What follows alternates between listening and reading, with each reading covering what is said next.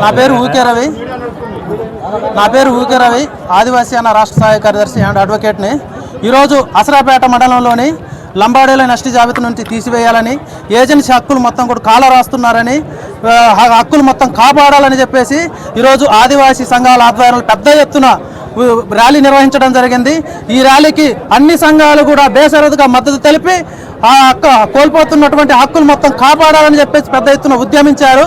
మేము ఈ వేదికగా ఒకటే చెప్తా ఉన్నాం, ఈరోజు లంబాడీలను దొడ్డిదారిన కలిపారు, వారికి మొత్తం కూడా 170 చట్టం అనేది వర్తించకూడదు, ఏజెన్సీ చట్టాలు వర్తించకూడదు అనేది మేము డిమాండ్ చేస్తూ ఉన్నాం. అలాగే ఇందిరమ్మ పేరుతోటి నాన్ ట్రైబల్ పెద్ద ఎత్తున ఇల్లులు ఇచ్చారు. 16 కేసులు ఈ ప్రాంతంలోని ఏజెన్సీ ప్రాంతాన్ని ఎత్తివేయాలని చెప్పేసి పొంగులేటి గారు మినిస్టర్ గారు కేసులు వేస్తున్నారు. ఎల్టీఆర్ కేసులు 600 కేసులు పైచులకు మొత్తం కూడా ఇక్కడ పెడితే ఒక్క భూమిని కూడా నేడు పంచనామా చేసి పంచిపెట్టట్లేదు. ఆదివాసుల మీద పోలీసులు పెద్ద ఎత్తున కేసులు నమోదు చేస్తూ ఉన్నారు.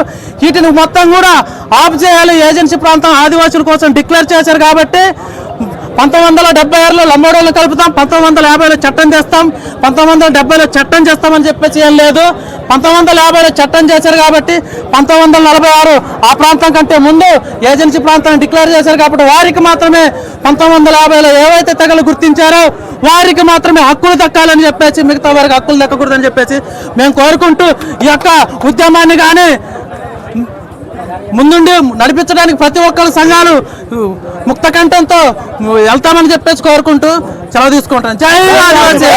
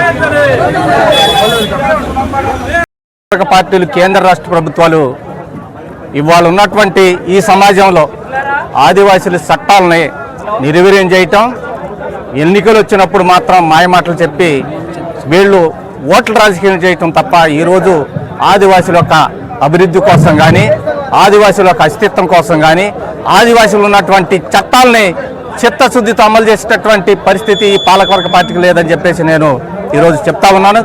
కనుకనే ఈ రోజున కోర్టులలో, న్యాయస్థానాల్లో ఇవాళ ఏదైతే అక్రమ పద్ధతిలో లంబాడీల్ని ఆ రోజున 70 తర్వాత చేర్చినటువంటి దొడ్డిదారిని వచ్చినటువంటి ఆ రోజు ఇందిరాగాంధీ మరి ఓట్ల రాజకీయం చేసి వాళ్ళని దొడ్డిదారిని తీసుకొచ్చి చట్టబద్ధతగా వాళ్ళు ఎస్టీలు కాదు, కానీ ఈరోజు వాళ్ళు ఛాలెంజ్ చేస్తా ఉన్నారు ఆదివాసులకి, మీరేం చేస్తారనేటటువంటి ఒక విధానంతో వాళ్ళు ముందుకొచ్చి ఈ రోజున ప్రభుత్వాలని, పాలకవర్గాల్ని, కేంద్రంలో ఉన్నటువంటి ప్రభుత్వం కానీ, రాష్ట్రంలో ఉన్నటువంటి ప్రభుత్వం కానీ రాజకీయ కోణంలో ఇమిడి వాళ్ళు ఈ రోజున బ్లాక్మెయిలింగ్ చేస్తూ ఉన్నారు.